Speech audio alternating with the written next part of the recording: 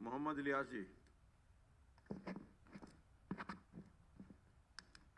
अध्यक्ष महोदय, मैं आपका शुक्रिया अदा करता हूं कि आपने मुझे बजट पे बोलने का मौका दिया है, इसलिए मैं आपका आभारी हूं। और एक विश्वास में ये भी दिलाना चाहता हूं, मैं तो कम बोलना चाहूँगा। आपकी तरफ से मेरी यही निवेदन है कि आप जो है मुझे ज़्यादा टाइम देने की कोशिश करें, मैं कम बोलने की कोशिश करूँगा। तो ये मेरा अपना फैसला है पहले ही। आपका सेटलमेंट कर लेते हैं एक अध्यक्ष महोदय, आप 5 मिनट तय किए हैं, नहीं 5 मिनट में कंप्लीट कर साहब लें। बहादुर एक बात बताओ, हाँ। अगर मुझे साल गेले साल वाइज अगर 1 मिनट जाए तो मैं चौथी बार जो यहाँ अब जनता की सेवा का ये नतीजा मैं यहाँ आया हूँ, इसलिए कम से कम 1 मिनट तो मुझे कम से कम 2-2 मिनट तो साल वाइज दो। अब मुझे 4 साल। अध्यक्ष महोदय, जहाँ तक प्रदेश का बजट का 8 मिनट देते ताल्लुक है, ये ठीक उसी बुनियाद पर लागू होता है जिस तरीके से एक आम इंसान अपना साल भर का बजट बनाता है। जब उसकी फसल तैयार होती है और उसके बाद उसके पैसे का आदान प्रदान हो जाता है, वो साल भर का बजट अपना लेकर वो चलता है कि मुझे क्या क्या काम जो है वो एक साल में करने।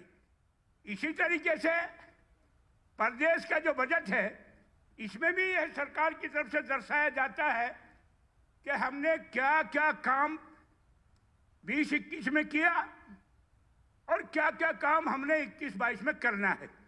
तो अध्यक्ष महोदय, बड़े अफसोस की बात है, इसमें पिछला जो कार्यकाल हमारा 1 साल का रहा, उसमें तो सरकार ने, उसमें तो माननीय मुख्यमंत्री ने, मंत्री महोदय ने जो हमारे वित्त मंत्री के रूप में काम करे, उन्होंने ये दर्शाया ही नहीं।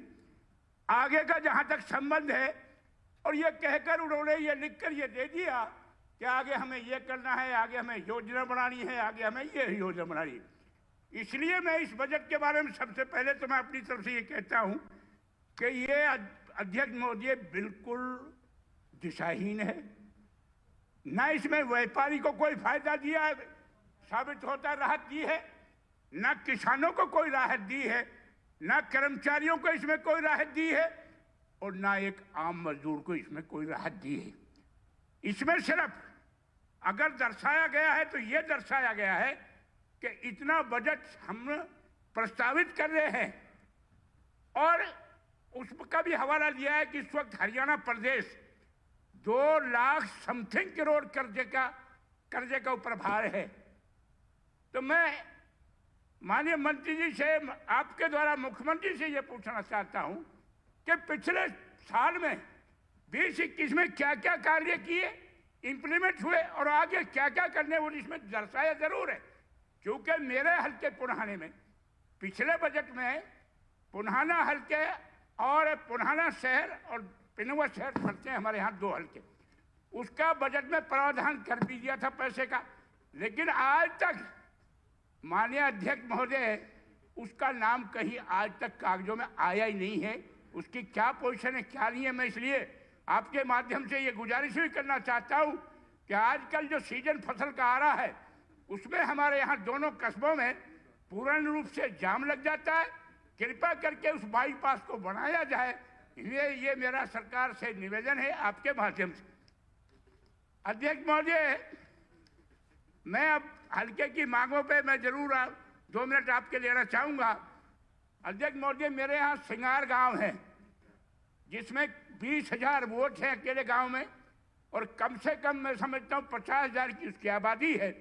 आज तक उनकी पिछली प्यासी धरती को 1 एकड़ भी पानी नहीं मिला। पिछली दफा करीब 2-3 साल पहले एक वहाँ पंप हाउस बना था, नई की सरहद से वहाँ लाता है मड़िया की ड्रेन होते हुए।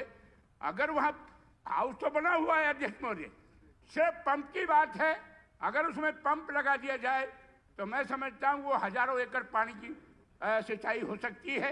ये मेरा सब सरकार से मांग भी है, निवेदन भी है। इसी तरीके से बिछोर गांव में जो बहुत बड़ा गांव है, वहाँ भी पंप हाउस तो बना हुआ है, लेकिन पंप की वहाँ दिक्कत है, पंप नहीं लगा हुआ। इसलिए मैं आपके माध्यम से सरकार से, माननीय मुख्यमंत्री से मांग करता हूँ कि उस पर भी जल्द से जल्द जो है वो पंप हाउस लगाया जाए। बड़ा गांव इसी नई के पड़ोस में आता है, बड़ा गांव भी है, वहाँ पंप हाउस का काम शायद चालू हो गया। उसके लिए तो अगर चालू हो गया तो माननीय मुख्यमंत्री का मैं सरकार का आभार भी प्रकट करता हूँ। लेकिन अगर वो चालू नहीं हुआ है तो वहाँ से बड़ा से जो पानी जाता है वो 10-15 गांव की प्यासी भूमि की जो है वो प्यासी भूमि की प्यास बुझाएगा, वो किसानों को फायदेमंद साबित होगा। इसलिए मेरा आपके माध्यम से अनुरोध है, शाह चौके पर भी और फिरोजपुर डिस्ट्रीब्यूटरी वहाँ से गुजरती है, उस पर भी एक पंप हाउस बना हुआ है, लेकिन वहाँ पर भी पंप का प्रावधान नहीं है। तो कृपा करके मैं आपके माध्यम से गुजारिश करना चाहता हूँ कि उस पर भी पंप लगवाया जाए ताकि वहाँ किसानों की भूमि जो है वो सिंचाई हो सके। माननीय अध्यक्ष महोदय, मेरे हल्के में एक बादली गांव है और जाग गांव बादली के लिए, बादली से जाग गांव के लिए जाता है और उजीना डाइवर्सन ड्रेस को क्रॉस करना पड़ता है और उसमें उसकी 500-700 एकड़ भूमि वो बगैर जुताई के, बगैर बहा है और बगैर सिंचाई के रह जाती है। क्योंकि वहाँ पुल नहीं है इसलिए वहाँ आसानी से आदमी जा नहीं सकता। मेरी आपके माध्यम से सरकार से ये अनुरोध है, मांग भी है कि उजीना डाइवर्सन रोड पे बादल के पास एक पुल बनाया जाए। एक उपाध्यक्ष महोदय, गुलालता, नहदा, सुनेड़ा के इनके 10-15-20 गांव हैं, ये 20 तक आते हैं। ये सारा एरिया में यहाँ जल भराव हो जाता है। इसलिए मैं आपके माध्यम से माननीय मुख्यमंत्री से ये निवेदन करना चाहता हूँ कि यहाँ पर जो है एक डिच ड्रेन बनाई जाए ताकि इनका पानी जो है खींचकर जो है वो नाले में चला जाए और समय पर उतरने के बाद ये खेती उसमें कर सकें। ऐसी मेरी आपसे कामना है कि आप जरूर मेरी ये निवेदन माननीय मुख्यमंत्री जी को पहुंचाएंगे। एक मैं पिछली दफा भी मैंने बजट सेशन में कहा था, एक गंगवानी माइनर है मेरे हल्के में, उसका 2 हिस्से काम उसका पूरा हो चुका है अध्यक्ष महोदय। और मैं आपके माध्यम से सरकार से ये अनुरोध करता हूँ, सिर्फ उसमें 10 किलोमीटर की लंबाई है जिसमें से 7 किलोमीटर बनी हुई है और 3 किलोमीटर अधूरी है। अगर 3 किलोमीटर को माइनर को अगर बना दिया जाए तो इससे भी किसानों को राहत मिल सकती है। चलिए, हो गया, बहुत बहुत धन्यवाद आपका। साहब बहादुर, अभी तो 4 मिनट ही हुए जी। नहीं जी, मैं देख रहा हूँ 6 और 7 मिनट हो गए। तो 4 मिनट आपने मुझे वो से भी तो देनी है। 7 मिनट हो गए भाई साहब, लास्ट मिनट। अध्यक्ष महोदय, अच्छा चलो 2-3 मिनट दे दो। ना 1 मिनट। चलो 2 मिनट दे दो प्लीज। वो तो अध्यक्ष महोदय, एक कुतकपुर गांव है राजस्थान लिंक पर, उसमें काफी दिन से एक पुल की मांग है। कृपा करके मैं सरकार से अनुरोध करता हूं कि उस पुल को बनाया जाए। और एक अध्यक्ष महोदय, पिछली दफा सारे हाउस ने, हमने सब ने मिलकर महिला दिवस मनाया था। मेरे पिरंगुआ के अंदर एक हायर सेकेंडरी स्कूल है लड़कियों का, साहब बहादुर, उसको 2 साल डिमोलिश हो गए। और मैंने पिछले बजट में भी रिक्वेस्ट की थी कि उनको जो डिमोलिश किया हुआ स्कूल है उसको दोबारा से बना दिया है ताकि हमारी बच्चियां जो है वो तालीम से महरूम ना रहे। ये मेरी आपसे निवेदन है। एक साहब बहादुर, हमारे यहाँ फूसटा बिक्की गांव है मेरे हल्के में और हिंगलपुर गांव है, यहाँ काफी दिन से पंप हाउस की मांग जो है वो लांबित पड़ी हुई है। इसलिए कृपा करके आपके माध्यम से मैं सरकार का कान खोलना चाहता हूँ कि इन पंप हाउस को बनाया जाए ताकि इन जमींदारों की फसल उसमें बोई जा सके।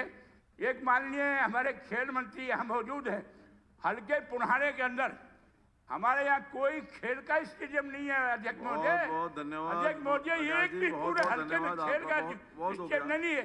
इसलिए मंत्री जी भी यहाँ बैठे हैं और मैं सरकार से भी कहना चाहता हूँ कि कृपा करके एक हमें खेल का स्टेडियम दिया जाए। धन्यवाद। क्योंकि हो गया वो।